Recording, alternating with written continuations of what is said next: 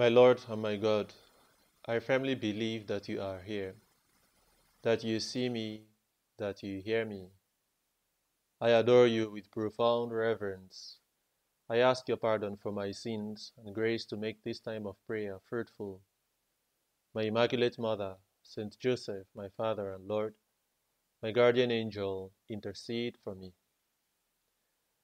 Right from the beginning, Jesus, I felt like adding this title to the ones I'm already familiar with, my friend. And I guess to you who are listening, would want to approach Jesus with this title, my friend, too, because we all feel the need to be accompanied. We all feel the need to have a companion who understands us. And with this, we can converse confidently with our friend, Jesus. This need for companion goes back to the beginning of creation.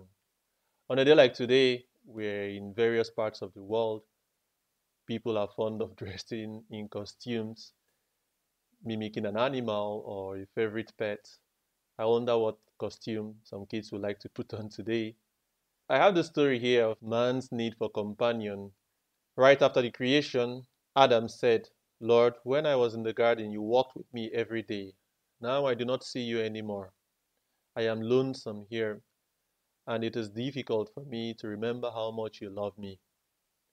And God said, no problem. I will create a companion for you that will be with you forever and who will be a reflection of my love for you, so that you will know I love you, even when you cannot see me. Regardless of how selfish and childish and unlovable you may be, this new companion will accept you as you are and will love you as I do, in spite of yourself.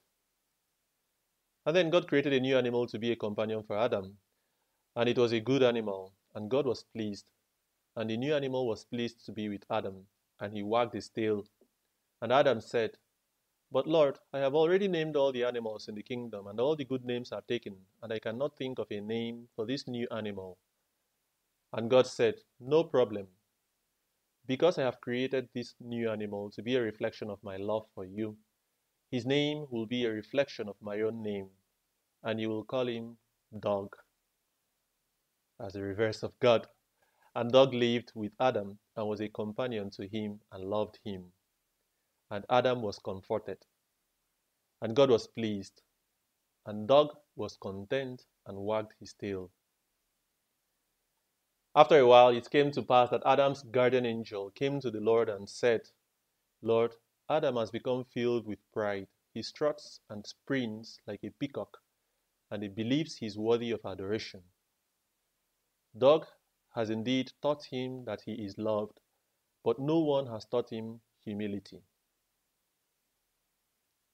And the Lord said, No problem.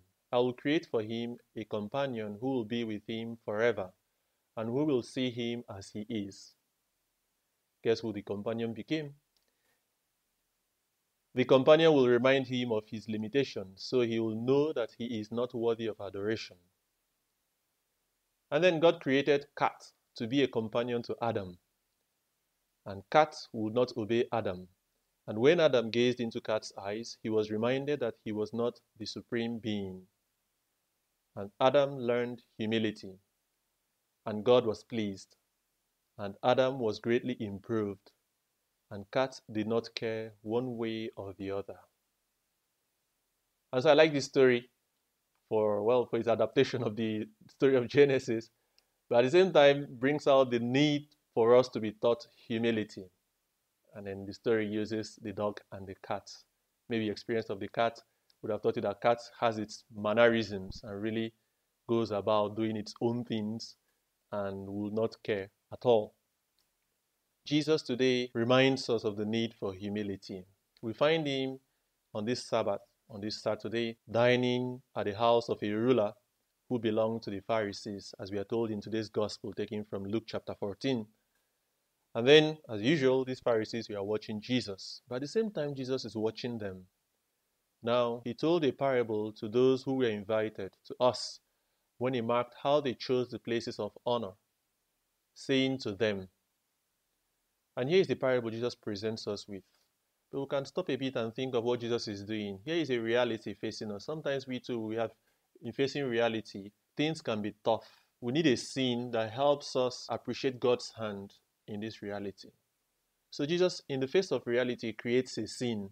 Jesus says, when you're invited by anyone to a marriage feast, do not sit down in a place of honor, lest a more eminent man than you be invited by him. And he who invited you both will come and say to you, give place to this man. And then you will begin with shame to take the lowest place. Jesus goes on to say, but when you are invited, go and sit in the lowest place, so that when your host comes, he may say to you, friend, go up higher. Then you will be honored in the presence of all who sit at table with you. And Jesus, with these two cases, you help us to appreciate the need to reserve a place for the others. And it's so nice to see the address of the host to each of these persons in both cases. To one, he will say, the one that is self-acclaimed, give place to this man, to the more prominent person. But in the case of the one who decided to stay back, who did not claim a position of honor for himself, he says, friend, go up higher. And here I see the key to understanding Jesus, the attitude we should have. Friend, go up higher. In Latin, accende superius.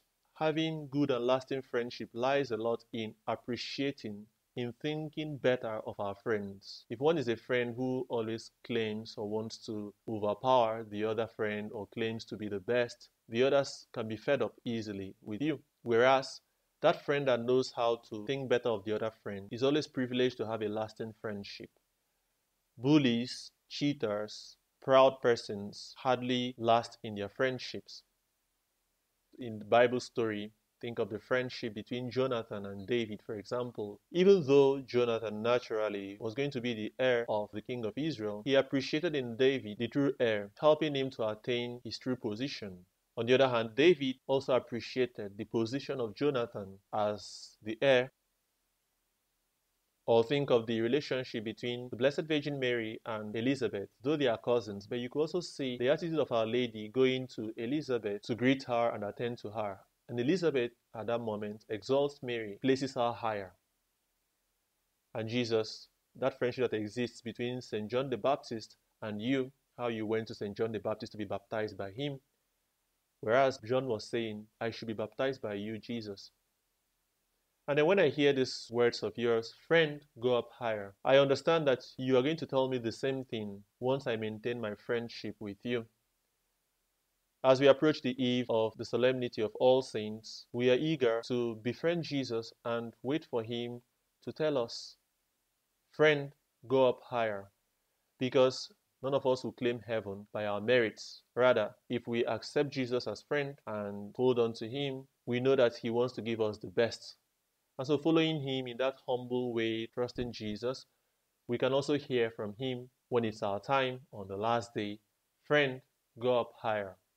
And so we want to maintain this friendship with you, Jesus, going to the Blessed Virgin Mary to help us to be good friends of our friends, to know how to regard the others, to think better of them, and then to be easier to maintain this good relationship. And in these same relationships, Jesus is present, the one who finally will tell us on the last day, friend, go up higher. And Jesus concludes the parable with these words, for everyone who exalts himself will be humbled, and he who humbles himself will be exalted. The Blessed Virgin Mary will help us, the handmaid of the Lord, to be humble in our relationships, and above all, to be humble in following Jesus as our true friend. I thank you, my God, for the good resolutions, affections, and inspirations which you have communicated to me in this meditation. I ask your help to put them into effect. My Immaculate Mother, Saint Joseph, my Father and Lord, my guardian angel, intercede for me.